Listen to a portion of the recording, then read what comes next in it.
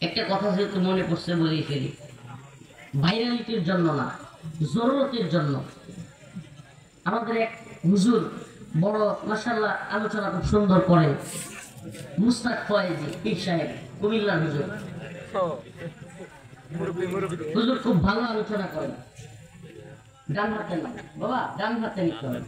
মুস্তাক ফয়েজি, আপনি ওনার ওই রাসূলুল্লাহ সাল্লাল্লাহু আলাইহি ওয়াসাল্লামের শামাইলে তিরমিজির আলোচনাটা একটু শুনে দিতেন।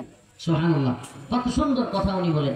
শামাইলে তিরমিজি, রাসূল সাল্লাল্লাহু আলাইহি ওয়াসাল্লামের আকৃতি, আমি আজ পর্যন্ত রাসূলুল্লাহ সাল্লাল্লাহু আলাইহি ওয়াসাল্লামের চেহারার আকৃতি যত শুনছি, তার মধ্যে মুস্তাক ফয়েজি বিশা হুজুর কুমিল্লা, আপনারা যাকে মুরব্বি মুরব্বি বলেছিলেন, সেই হুজুরের এত সুন্দর আলোচনা করে, ওইটা শুনবেন।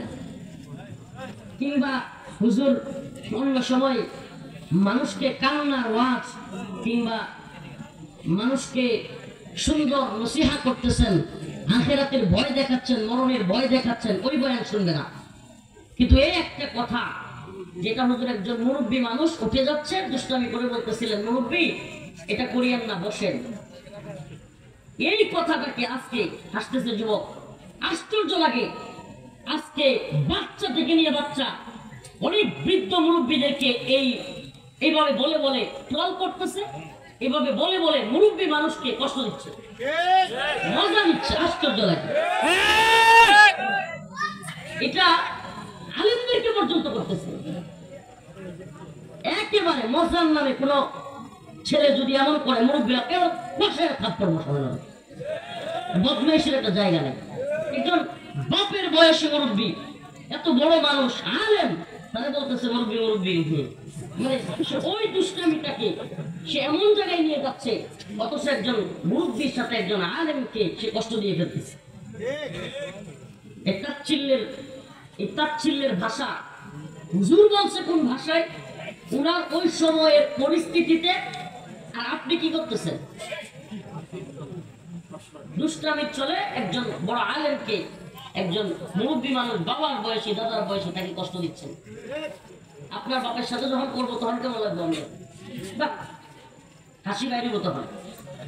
আপনার বাপেরও যখন রাস্তাঘাটে 20 জন মানুষের সামনে একটা ছোট্ট বাচ্চা এরকম করবে, তখন কেমন লাগবে নিজের? আপনার বাবার চোখ দিয়ে যখন পানি বাইরে পড়বো, যে এতগুলো মানুষের সামনে আমার এই ধরনের ছোট একটা বাচ্চা তাচ্ছিল্য করলো, কি মনে করছেন? এই কাজগুলো থেকে বিরত থাকবেন। মাহফিলে অনেক সময় বসার ক্ষেত্রে অনেক হুজুররা এক এক কথা এক একজন বলে ফেলে যে উঠবেন না, বসেন বসেন, কিংবা মুরব্বী, এই ধরনের কথাগুলোকে ট্রেন্ড বানায় একটা পর্যায়ে দুষ্টামি করা। আজকাল সবচেয়ে আশ্চর্যের বিষয় হচ্ছে, অনলাইনে যে ছেলেটা আমাদের সামনে এসে জুতা সুজা করতে চায়, যে ছেলেটা আমাদের সামনে এসে মুসাফা করার জন্য পারাপারি করে, এই ছেলেটাই অনলাইনে একজন আলেমকে কিংবা একজন মানুষকে ছোট করতে দ্বিধা করেন। আশ্চর্যের বিষয় হচ্ছে, অনলাইনে করলে মনে হয় গুনাহ হয় না, এরা এটা মনে করে। অনলাইনে ট্রল করা, দুষ্টামি করা, এটার একটা একেবারে বিরাট ট্রেন্ড চালু হয়েছে। মানে এটা করলে কিছুই নেই, এটা যে যত বেশি করতে পারে তাকে মানুষ তত বেশি ট্যালেন্ট মনে করে। নাউজুবিল্লাহ। না, যে যত বেশি খুচাখুচি, যে যত বেশি আপনার এই টিটকারি করতে পারে, যে যত বেশি আপনার ট্রল করতে পারে, এবং যার ট্রলের ভাষাটা যত বেশি আপডেট, তাকে তত বেশি ট্যালেন্ট মনে করা হয়, তাকে তত বেশি ম্যাচিউর মনে করা হয়। নাউজুবিল্লাহ। এটা কি ট্যালেন্টের গুণাগুণ? এটা কি ম্যাচুরিটির কাজ হলো যে আপনি একজনকে নিয়ে ট্রল করবেন? তো যাকে নিয়ে ট্রল করতেছেন, যাকে ছোট করতেছেন, সে যে কষ্ট পাচ্ছে, একই কাজ আপনাকে করলে আপনিও তো কষ্ট পাবেন। পাবেন কি পাবেন না? পাবেন কি পাবেন না? অতএব এই ট্রল করা যাবে। অনলাইনে ট্রল করলেও আপনাকে গুনাহগার হতে হবে।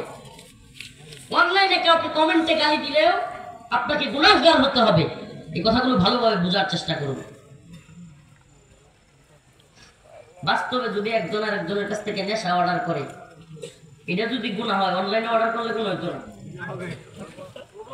তাহলে বাস্তবে গালি দিলে গুনাহ হইলো, অনলাইনে গালি দিলে গুনাহ হইতো না।